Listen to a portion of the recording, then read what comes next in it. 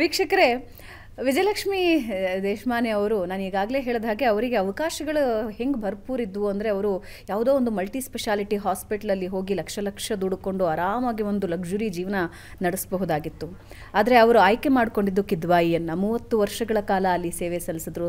Surgical ಆಂಕಾಲಜಿಯ ಮುಖ್ಯಸ್ಥರಾಗಿ ಸೇವೆ ಸಲ್ಲಿಸಿದ್ರು. ಹಾಗೆ ಕಿದ್ವಾಯಿಗೆ ಯಾರೆಲ್ಲ ಅವರಿದ್ದ ಸಂದರ್ಭದಲ್ಲಿ ಭೇಟಿಯಾಗಿದ್ರು, ಬಹುಶಃ ಅವರ ಜೀವನದಲ್ಲಿ ಮರೆಯೋದಕ್ಕೆ ಸಾಧ್ಯ ಇಲ್ಲ. ಹಾಗೆ ಅವರ ಜೀವನದ ಹಾದಿ ಬಹಳ ಸುಲಭ ಏನೂ ಇರಲಿಲ್ಲ. ಈಗಾಗಲೇ ವಿಜಯಲಕ್ಷ್ಮಿ ದೇಶಮಾನೆ ಅವರು ಬಹಳಷ್ಟು ಕಡೆ ಹೇಳಿದ್ದಾರೆ, ಹಣ್ಣು ಮಾರಿ ನಾವು ಜೀವನ ಸಾಗಿಸ್ತಾ ಇದ್ವಿ ಅಂತ. 8 ಜನ ಮಕ್ಕಳಿದ್ದ ದೊಡ್ಡ ಕುಟುಂಬ. ಅದರಲ್ಲಿ ನನಗಿನ್ನೂ ಆಶ್ಚರ್ಯ ಅಂತ ಹೇಳಿದ್ರೆ, ಅಷ್ಟೂ ಜನ ಸಾಧನೆಯ ಹಾದಿಯಲ್ಲಿ ಮುನ್ನುಕ್ಕೊಂಡು ಹೋಗಿದ್ದಾರೆ. 8ಕ್ಕೆ 8 ಜನ. ಅವ್ರ ಬಗ್ಗೆನೂ ನಾನು ಮಾತನಾಡ್ತಾ ಹೋಗ್ತೀನಿ. ಅದರ ಜೊತೆಗೆ ಕಿದ್ವಾಯಿಯಲ್ಲಿ ಅವರು ಸೇವೆ ಸಲ್ಲಿಸಿರೋದು, ಹಾಗೆ ಅಂಕಾಲಜಿ ಡಿಪಾರ್ಟ್ಮೆಂಟ್ನ ಸೇವೆಯನ್ನು ಗುರುತಿಸಿ ಇವತ್ತು ಪದ್ಮಶ್ರೀ ಪ್ರಶಸ್ತಿ ನೀಡಿದ್ದಾರೆ.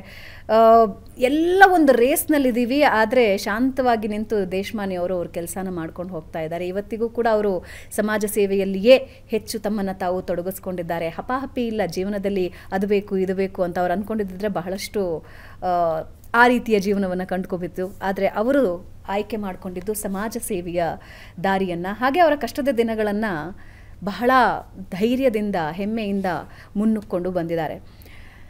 ವಿಜಯಲಕ್ಷ್ಮಿ ದೇಶಮಾನೆ ಅವರೇ, ಇವತ್ತಿನ ಸಮಾಜಕ್ಕೆ ನಿಮ್ಮ ಜೀವನ ಒಂದು ಅತಿ ದೊಡ್ಡ ಸ್ಫೂರ್ತಿ ಅಂತ ಹೇಳಬಹುದು. ನಾನು ಹಪಾಹಪ್ಪಿ ಅಂತ ಯಾಕೆ ಹೇಳ್ತಿದ್ದೀನಿ ಆಗ್ಲಿಂದ ಅಂತ ಹೇಳಿದ್ರೆ, ಇವತ್ತು ಇಡೀ ಸಮಾಜ ಒಂದು ರೇಸ್ನಲ್ಲಿದೆ. ಒಂದು ನಾವು ಆ ಸಾಧನೆ ಮಾಡಬೇಕು, ಈ ಸಾಧನೆ ಮಾಡಬೇಕು ಅನ್ನೋದು ಒಂದಾದರೆ, ಇನ್ನೊಂದು ಹಣದ ಹಪಾಹಪ್ಪಿ ನಾವೆಲ್ಲರೂ ನೋಡ್ತೀವಿ. ವೈದ್ಯಕೀಯ ಕ್ಷೇತ್ರ ವೈದ್ಯೋ ನಾರಾಯಣೋ ಹರಿಹಿ, ಹೌದು. ಆದರೆ ಅದನ್ನು ಸ್ವಲ್ಪ ಕಮರ್ಷಿಯಲಿ ನಾವು ನೋಡ್ತಾ ಹೋಗೋದಾದರೆ ಇವತ್ತೆಲ್ಲವೂ ಕಮರ್ಷಿಯಲ್ ಆಗ್ತಾ ಇದೆ, ಎಲ್ಲ ಕಡೆ ಕಮರ್ಷಿಯಲ್ ಆಗ್ತಾ ಇದೆ. ಆದರೆ ಅಂತಹದ್ದೇ ಒಂದು ಕ್ಷೇತ್ರದಲ್ಲಿ ನಿಮ್ಮ ಸಾಧನೆ, ನಿಮ್ಮ ಸೇವೆ ಇದೆಯಲ್ಲ, ಅದನ್ನು ನಾವೆಲ್ಲರೂ ನೆನಪಿಸ್ಕೊಳ್ಬೇಕು. ವೈದ್ಯರು ಅಂದರೆ ಏನು ಅನ್ನೋದನ್ನು ನಿಮ್ಮನ್ನು ನೋಡಿದ್ರೆ ಅರ್ಥ ಆಗುತ್ತೆ.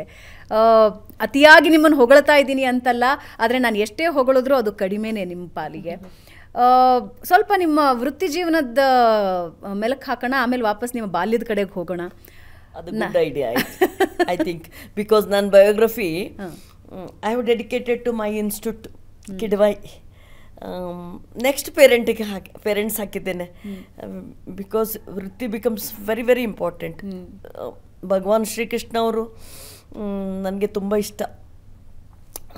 ಲೈಕ್ ಭಗವದ್ಗೀತಾದಲ್ಲಿ ದಟ್ ಡ್ಯೂಟಿ ಅಂದರೆ ಏನು ಅಂತ ಹೇಳ್ತಾರಲ್ಲ, ಕರ್ಮ ಅಂದರೆ ಏನು ಅಂತ. So I came to Kidwai with empty hands. ಹೌದು. ಅಲ್ಲಿ there was no water, no food, no shelter, no clothes, no ಗಾಳಿ, no ಬೆಳಕು, ಏನೂ ಇರಲಿಲ್ಲ ಮನೆಯಲ್ಲಿ.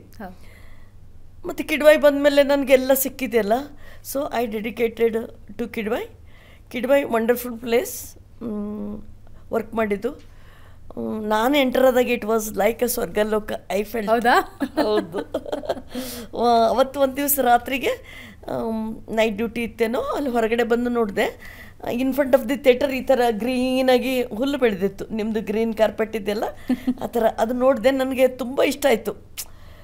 I god, I can stay here ಅಂದರೆ. ಅವಾಗ MS ಮಾಡಲಿಕ್ಕೆ ಬಂದಾಗೆ ಒಂದೊಂದು ಪೋಸ್ಟಿಂಗ್ ಇರ್ತದೆ ನಮ್ಮದು.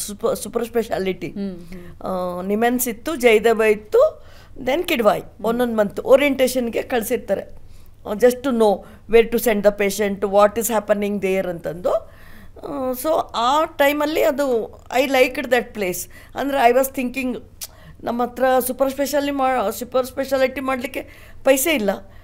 MSMD was a very big thing those days, 40 years back story. So at least super speciality ಸೆಂಟರ್ದೊಳಗೆ ಕೆಲಸ ಮಾಡೋಣ ಅಂತ ಆಸೆಪಟ್ಟೆ ನಾನು. ಮತ್ತು ನೀವು ಹಪಾಪಿದ್ದು ಹೇಳ್ತಿದ್ರಲ್ಲ, ಅಪ್ಪ ಇಷ್ಟು ಚಂದ ಬೆಳೆಸಿದ್ರು ಅಪ್ಪ ಅಮ್ಮ. There was no attraction for us. ಆರ್ಮಿಯಲ್ಲಿದ್ರು ಅಪ್ಪ, ಇದ್ರೊಳಗೆ ಫ್ರೀಡಮ್ ಫೈಟರ್ ಅಲ್ಲಿ MSK ಮಿಲ್ಲಲ್ಲಿ ಕೆಲಸ ಮಾಡ್ತಿದ್ರು, ಅಲ್ಲಿ ಲೇಬರರ್ ಆಗಿ.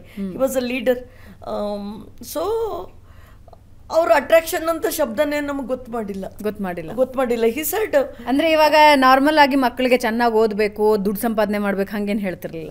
ಏನಿಲ್ಲ, ಅವರು ಹೇಳಿದ್ರು MBBS ಓದುವಾಗ ನೀನು you should behave like child Vijay ಅಂತ ಹೇಳ್ತಿದ್ರು ನನಗೆ.